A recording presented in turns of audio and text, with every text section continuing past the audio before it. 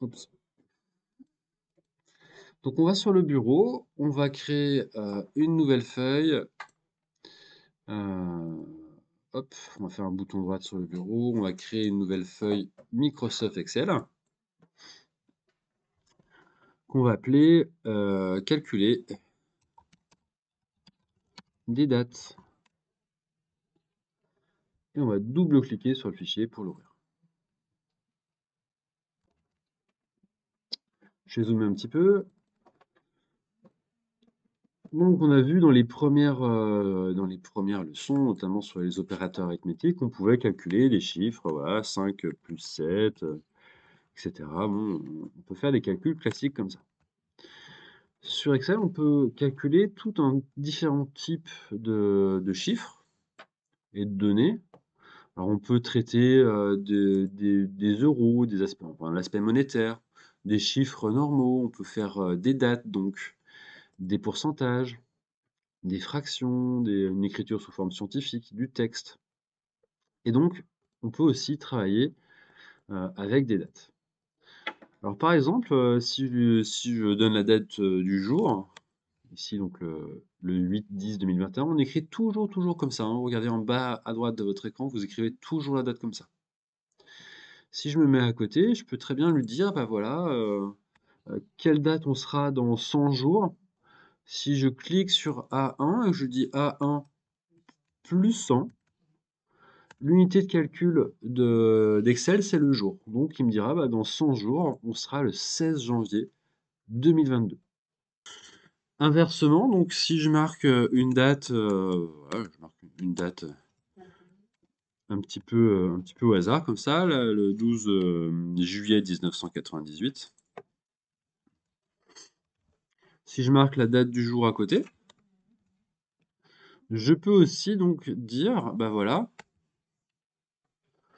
si je fais la date du jour moins le 12 juillet 1998, il va me dire donc 8489. Qu'est-ce que ça veut dire ce 8489? En fait, ce 8489, ça veut dire qu'il s'est écoulé 8489 jours depuis le 12 juillet 1998. Donc du 12 juillet 1998 jusqu'au 8 octobre, pardon, excusez-moi, 2021. Si je veux savoir qu'est-ce que ça représente en termes d'années, comment je fais alors? Si je veux obtenir donc ce résultat en termes donc d'années, il faut que je divise par 365,25, on va dire, parce qu'il y a les années bissextiles. Alors il y a d'autres manières plus précises, notamment avec la fonction datediff. Bon, on va rester simple pour l'instant. Donc si je lui dis, là je me mets un petit peu plus loin, je me mets en D3, si je lui dis ça divisé par 365,25, j'appuie sur Entrée, bah, c'était il y a 23 ans, 23,24, donc 23 ans et un quart d'année. Donc si je souhaite voir les jours au lieu de voir une date comme ça, j'ai plutôt changé le format de cellule. Donc là, j'aimerais savoir quel jour on était le 12 juillet 1998. Si je vais dans le format de cellule, donc dans l'information de format cellule, soit ici, ou alors soit faire un bouton droit sur la cellule. C'est la solution qui fonctionnera aussi sur OpenOffice. Si je fais un bouton droit sur la cellule, que je vais dans le format de cellule ici, je peux lui demander une date longue. Ici, je peux lui demander de m'afficher une date longue. Hop, je clique sur OK. Alors là, il me met des petits dièses parce que c'est trop petit, mais si j'agrandis un petit peu la cellule, on était un dimanche, le 12 juillet 1998. J'ai simplement changé le format de cellule. Vous l'avez donc soit ici, là, format date longue, donc sur Excel, ou soit sur quasiment, voilà, sur beaucoup de logiciels, si vous faites un bouton droite et que vous allez dans format de cellule, vous choisissez le format de cellule avec le jour marqué. Donc, si vous regardez bien, là, par contre, au niveau de la zone de formule ici, c'est toujours écrit de manière basique avec des slash. Vous écrivez toujours une date comme ça. Toujours. Vous ne l'écrivez pas comme ça. Si vous l'écrivez directement comme ça, alors si vous avez une version assez récente d'Excel, peut-être qu'il va le reconnaître. Mais si vous travaillez sur un autre logiciel ou sur une ancienne version, il va pas comprendre, il va comprendre que c'est du texte et vous ne pourrez pas faire de calcul sur les dates. Donc vous écrivez toujours une date comme ça et vous changez le format de cellule si vous voulez avoir le jour qui apparaît. On fera donc un chapitre complet consacré au format de cellule. C'est une notion importante dans Excel. Donc si je veux par exemple savoir quel jour on sera le 1er janvier 2022, j'écris le 1er janvier 2022 ou 2050, hein, peu importe, hein, et je passe donc en date longue, et là on voit que le 1er janvier 2050, ça sera un samedi. Quand on parle de date aussi, alors il y a certaines fonctions qu'on utilise beaucoup. Donc les fonctions, on a des familles de fonctions, on a des fonctions de maths, donc c'est par exemple est égal à somme, est égal à moyenne, égal à max, est égal à min. Des fonctions de logique, donc on n'a pas encore vu, des fonctions de texte et des fonctions de date. Fonction de date, il y en a une à connaître, c'est aujourd'hui est égal à aujourd'hui.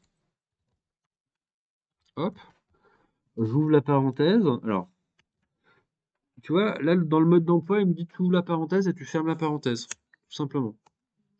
Aujourd'hui, en fait, il va vous donner la date du jour et tous les jours, la date va être actualisée.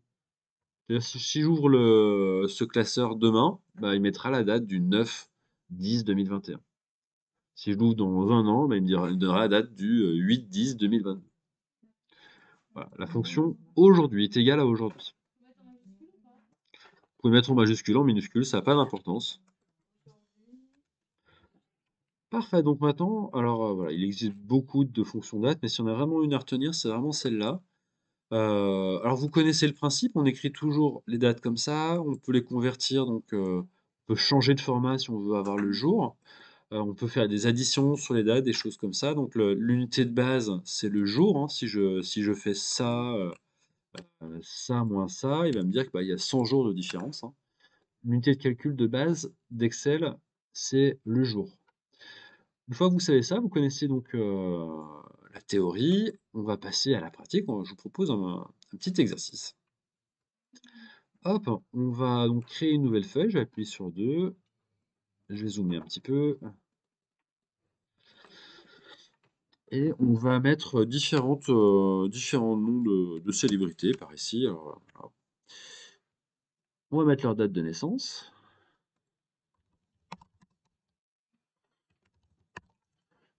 et on va mettre leur âge. Hop.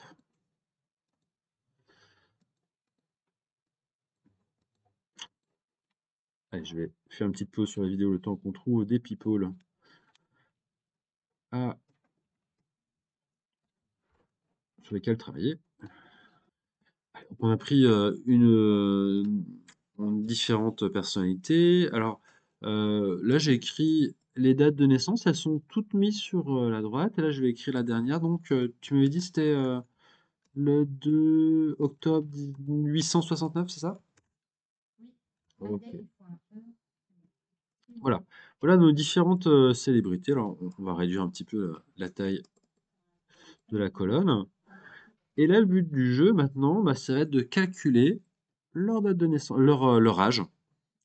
Alors, vous pouvez, au début, ça va calculer l'âge en jours, et puis après, l'idée, c'est de le convertir en années. Alors, il y a plusieurs méthodes, hein. On pourrait, par exemple, on pourrait faire une colonne, pourquoi pas, hein, si on ne se souvient pas de la fonction aujourd'hui.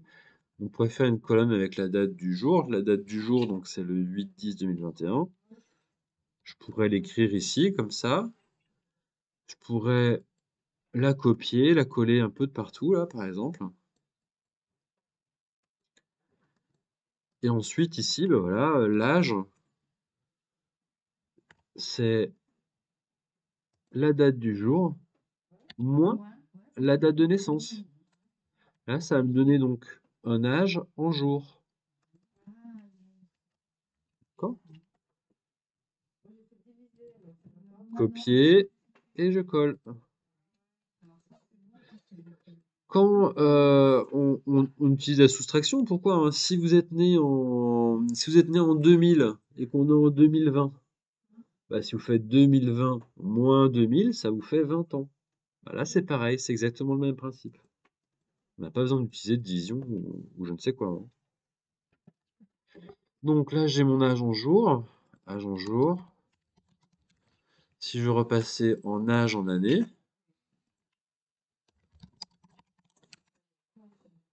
âge en année, donc c'est ça, donc l'âge en jours, divisé par 365. Il y a 365 jours dans une année. Alors, si on compte les années bissextiles, on peut dire 365,25. C'est pas précis au jour près, on va dire, pour les années bissextiles, mais c'est quand même assez proche. Si on veut être plus proche, voilà, on peut utiliser date diff qui est un petit peu plus compliqué d'utilisation, mais voilà, on n'en est pas là pour l'instant, on va utiliser cette méthode. Donc voilà, Shakira, un peu plus, elle a 44 ans et demi, un peu plus, 44,67, voilà. Je fais un bouton droite dessus, je vais copier, je vais sélectionner les autres cellules, bouton droite, coller, et voici donc l'âge de toutes mes célébrités. Voilà, Céline Dion a 53 ans. 53 ans et demi.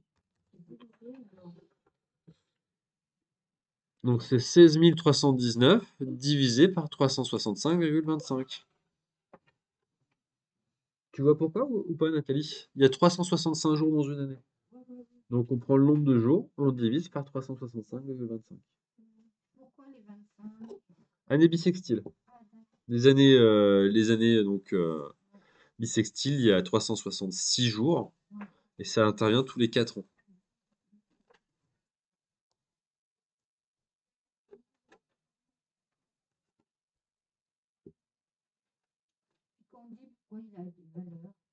Comment? On va y arriver, on va y arriver. Non, ça n'a pas à voir avec la date de décès.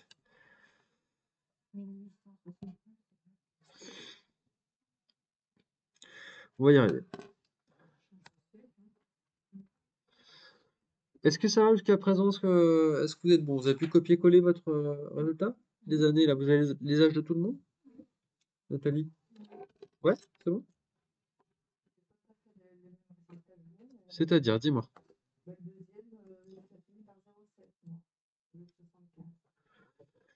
Le deuxième au lieu de 75. Là, tu veux dire?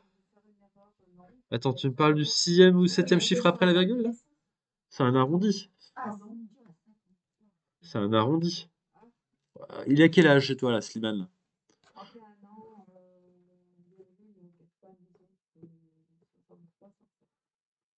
Ah, tu chipotes un peu, là, quand même. C'est quand même assez proche, non? Tu trouves pas?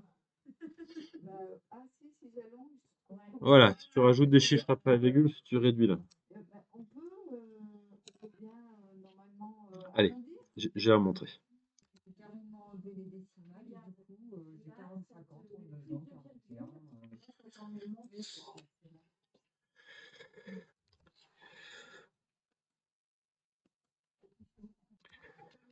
Au lieu de faire deux colonnes ici, tiens, je vais prendre mes deux colonnes ici. Je vais prendre cette colonne-là, je vais la supprimer. Je prends la colonne E. Donc je clique sur la lettre E. Je sélectionne pas comme ça, hein, je clique vraiment sur la colonne E. Là, je vais sélectionner toute la colonne. Je fais un bouton droite de la souris et je clique sur supprimer. Donc au lieu de faire sur deux colonnes, le résultat, là, l'âge en jours, j'aurais pu directement le diviser par 365,25. Regardez là. Si je divise par 365,25 ou 365, hein, peu importe. Alors par contre, il faut bien penser à mettre les parenthèses. Si vous ne mettez pas les parenthèses, vu que la division est prioritaire, en fait, il va faire B2 divisé par 365,25, tout ce bloc-là. Il va faire C2 moins B2 divisé par 365,25. Alors, il va faire quelque chose comme ça, quoi, hein, grosso modo. Donc ça c'est pas bon. Ça, il faut mettre les parenthèses donc ici sur ce bloc-là. C2 moins B2, ça nous donne l'âge en jours. Et c'est tout ça qu'on veut diviser par 365,25. D'accord? Hop, si j'incrémente vers le bas, là, ça a parfaitement fonctionné également. à part pour la dernière ligne dont on va parler bientôt.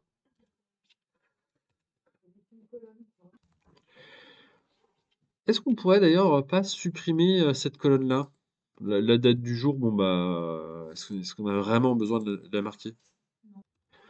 Donc effectivement, là, cette date-là, à la limite, cette colonne-là, s'il y a tout le temps marqué pareil dedans, bon, elle est pas très, très utile. On pourrait très bien dire donc, au lieu de lui dire donc C2 moins B2, on pourrait lui dire à la place de C2 donc c'est la date du jour. On a vu qu'on pouvait la générer, donc je peux très bien écrire aujourd'hui, j'ouvre la parenthèse, je ferme la parenthèse, moins B2 divisé par 365,25. Et là, on va arriver donc, alors là, le logiciel comprend pas trop, il essaie de me remettre au format date, il faut que je repasse au format standard, mais ça fonctionne parfaitement.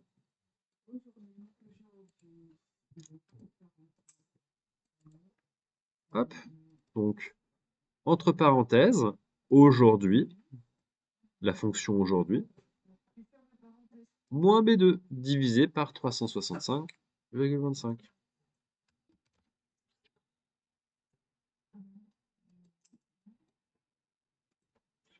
Hop, voilà, quand ça revient comme ça, c'est un problème de format de cellule, il faut bien repasser au format standard ou au format nombre. Vu que j'utilise aujourd'hui là dans mon calcul, le gros avantage, c'est que si demain, après-demain ou dans 3 ans, j'ouvre à nouveau ce fichier, bah, tous les âges vont automatiquement se mettre à jour. Puisque la fonction aujourd'hui, bah, elle donne la date du jour. Donc c'est un gros avantage. L'autre truc un petit peu sympa, c'est que cette colonne-là, j'en ai plus besoin, hein, puisque là, je vais chercher la date d'aujourd'hui moins la date de naissance. Donc la colonne C, je peux cliquer sur C, je fais un bouton droite et je vais faire supprimer.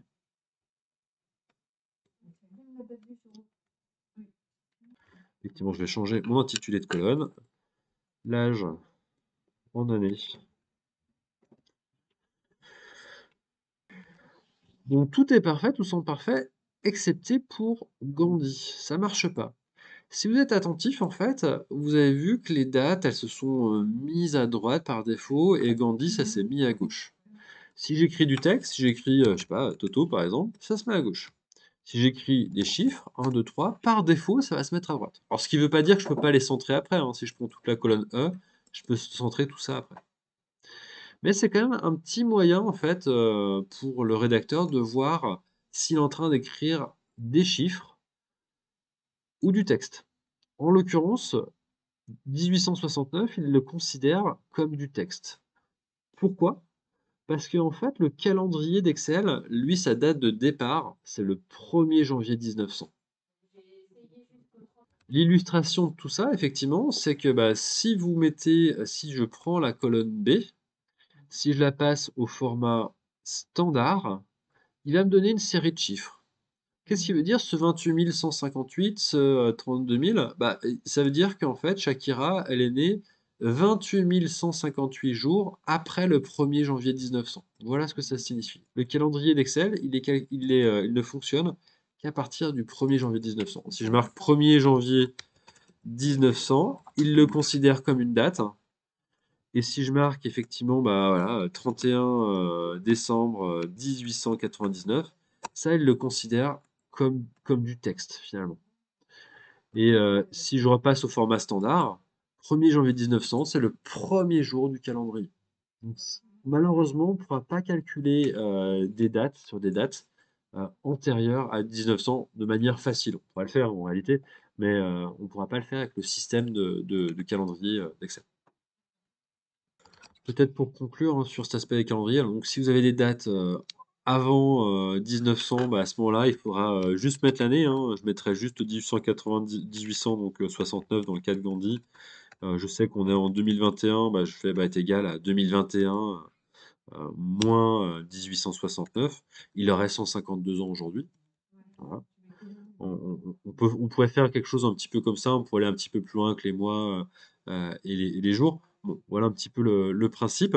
Le calendrier donc d'Excel commence le 1er janvier 1900 et finit donc le 31 décembre 1999, si je ne m'abuse. Voilà, donc là, on est toujours sur le système de date, ça fonctionne bien.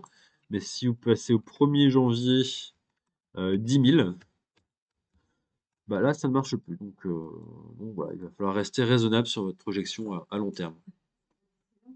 Donc voilà comment, dans les grandes lignes, comment fonctionnent les dates sur Excel et sur les autres tableaux.